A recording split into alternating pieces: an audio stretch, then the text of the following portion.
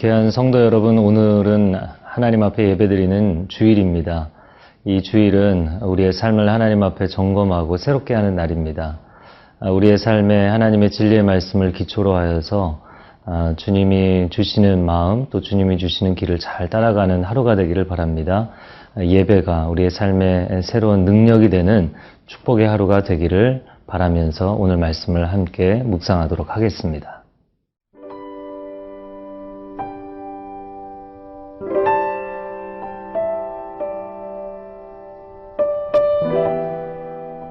열왕기하 11장 13절에서 21절 말씀입니다. 아달랴가 호위병과 백성의 소리를 듣고 여호와의 성전에 들어가 백성에게 이르러 봄에 왕이 규례대로 단 위에 섰고 장관들과 나팔수가 왕의 곁에 모셔 섰으며 온 백성이 즐거워하여 나팔을 부는지라. 아달랴가 옷을 찢으며 외치되 반역이로다 반역이로다 하매 제사장 여호야다가 군대를 거느린 백부장들에게 명령하여 이르되 그를 대열 밖으로 몰아내라. 그를 따르는 자는 모두 칼로 죽이라 하니 제사장의 이 말은 여호와의 성전에서는 그를 죽이지 말라 함이라. 이에 그의 길을 열어주매 그가 왕궁의 말이 다니는 길로 가다가 거기서 죽임을 당하였더라.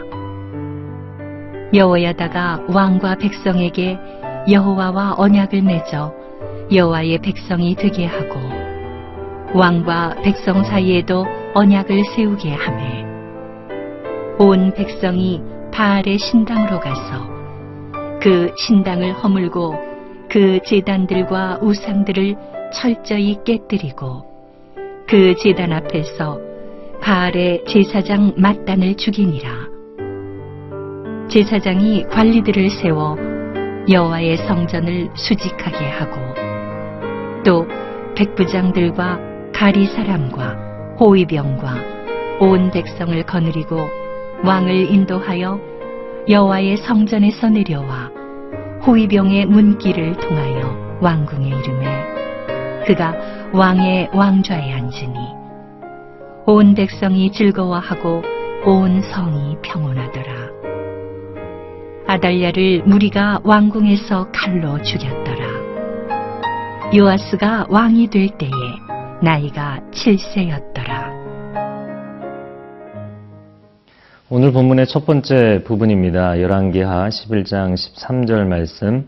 아달랴가 호위병과 백성의 소리를 듣고 여호와의 성전에 들어가 백성에게 이르렀다. 남유다 아하시아 왕의 모친인 아달랴에 대한 이야기입니다. 이 아달랴는 과도한 권력욕으로 왕의 자손들을 다 죽이게 됩니다. 말하자면 왕의 친인척들과 더불어서 자신의 아들들까지 다 죽이는 만행을 저지르게 되죠. 스스로 왕위에 올라서 6년 동안을 통치를 합니다.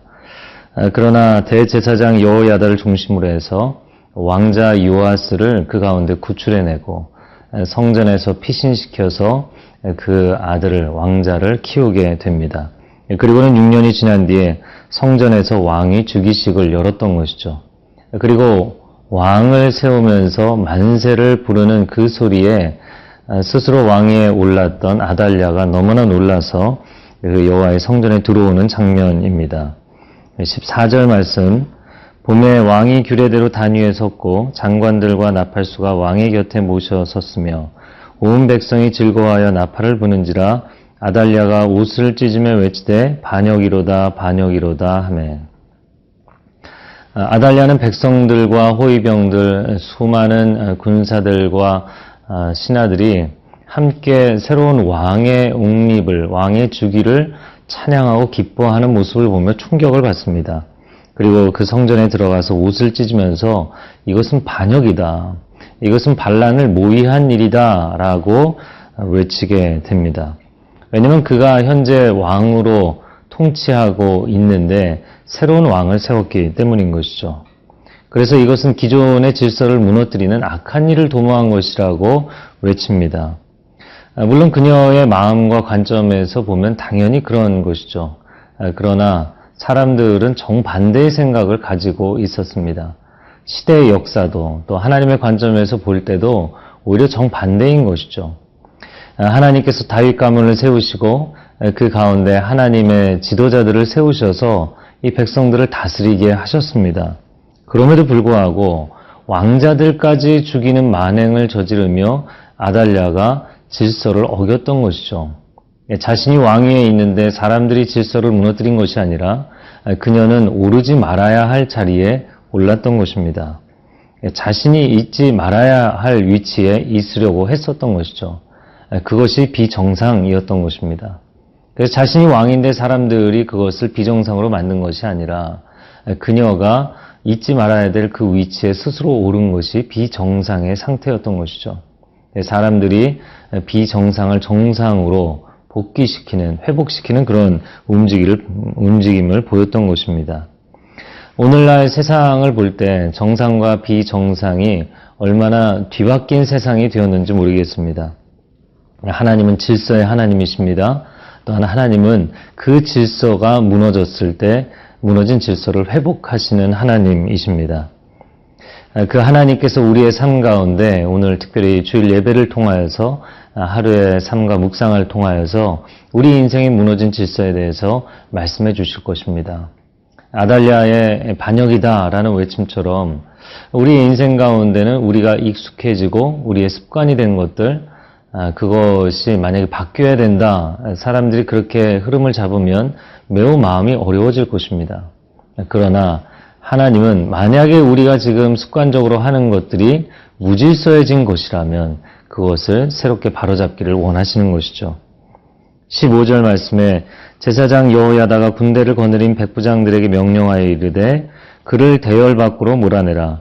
그를 따르는 자는 모두 칼로 죽이라 하니 제사장의 이 말은 여호와의 성전에서는 그를 죽이지 말라 함이라.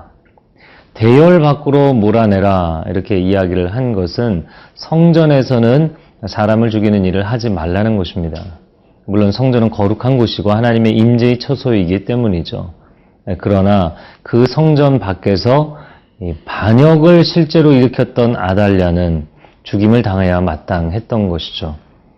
시편 1편 5절 말씀에 악인들은 심판을 견디지 못하며 죄인들이 의인들의 모임에 들지 못하리로다. 결국에 그녀는 왕궁 마국간으로 가는 그 길목에서 죽임을 당하게 됩니다.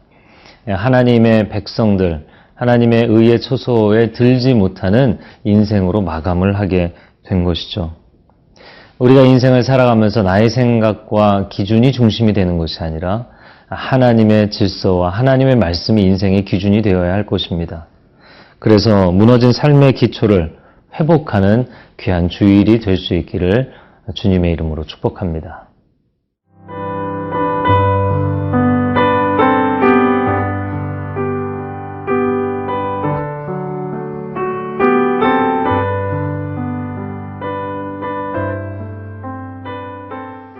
오늘 본문의 두 번째 부분입니다. 17절 말씀에 여호야다가 왕과 백성에게 여호와와 언약을 맺어 여호와의 백성이 되게 하고 왕과 백성 사이에도 언약을 세우게 하매. 언약식을 하는 장면입니다. 이스라엘은 하나님의 언약 백성이라는 것이죠. 그래서 왕도 하나님과의 언약 관계에서 재헌신을 하게 만들고 또 백성들도 하나님 앞에 언약 백성으로서의 재헌신을 하게 만듭니다. 그리고 하나님과의 관계뿐만 아니라 이제는 왕과 백성들 사이에서도 언약을 맺게 만든 것이죠. 하나님은 약속을 지키시는 신실하신 하나님이십니다. 이 언약식을 하나님 앞에 다시금 올려드리는 것은 그들의 마음 가운데 하나님의 신실하심처럼 그들도 이제는 신실하게 반응하겠다라는 결단인 것이죠.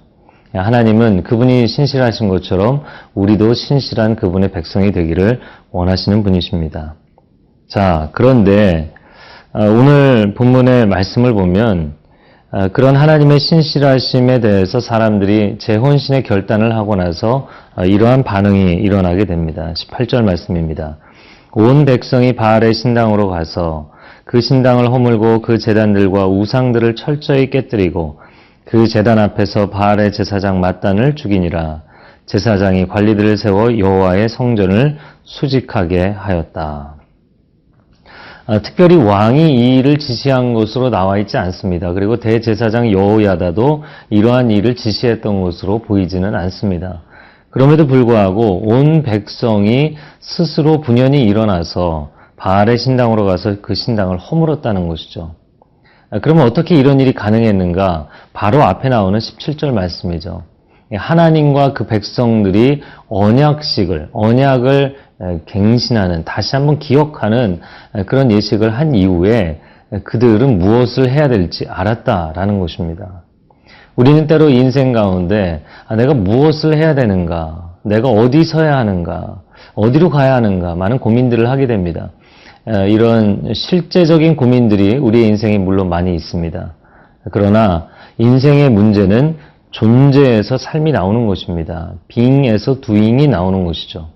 내가 누구인가를 기억하는 것이 근본적으로 중요한 것은 내가 하나님의 언약 백성이라는 이 기억으로부터 그러면 내가 무엇을 해야 되고 무엇을 내려놓아야 하는가라는 부분이 결정이 되는 것이죠. 그들이 하나님의 언약 백성이라는 것을 기억하는 순간 우상을 내려놓고 포기해야 한다라는 것을 스스로 깨닫게 된 것이죠.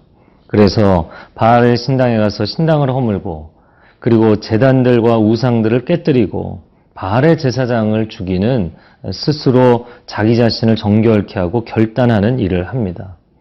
여러분, 신앙은 결단이고 헌신입니다. 하나님이 보여주시는 것을 하나님의 언약 백성으로서 깨달은 것을 여러분의 삶 가운데 실천하는 것은 매우 중요합니다. 왜냐하면 우리는 이 땅 가운데 살아가지만 천국 백성으로 사는 것이고 우리는 이 땅 가운데 세상 사람들 한가운데 살아가지만 우리의 영적인 정체성은 분명히 하나님의 자녀이기 때문입니다.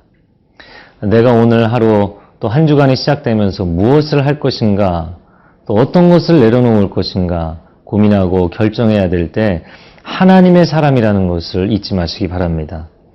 오늘 본문의 19절 하반절부터 20절을 보면 그가 왕의 왕좌에 앉으니 온 백성이 즐거워하고 온 성이 평안하더라 이렇게 되어 있습니다. 비로소 다윗의 가문에서 왕이 왕좌에 오르게 되니까 온 백성이 기뻐하고 온 성이 평안하여졌다.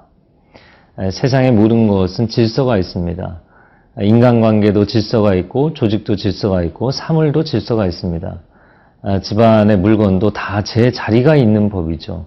만약에 물건을 삐딱하게 놓거나 불안하게 놓으면 보는 사람의 마음도 불안해지고 그것을 고쳐놓아야만 평안해지는 것과 같은 것입니다. 아달랴는 자기가 있을 자리가 아닌 자리에 있었기 때문에 결국에는 물러나게 되죠. 그리고 하나님이 세우신 다윗의 가문에서 사람이 세워지자 비로소 모두가 평안해진 것입니다. 여러분은 여러분의 삶의 자리에 하나님이 부르신 자리에 서 계십니까? 내가 인간적으로 세상적으로 욕심을 낸다고 해서 불안한 자리, 잘못된 자리에 앉으면 결코 그 자리는 오래 갈 수가 없습니다.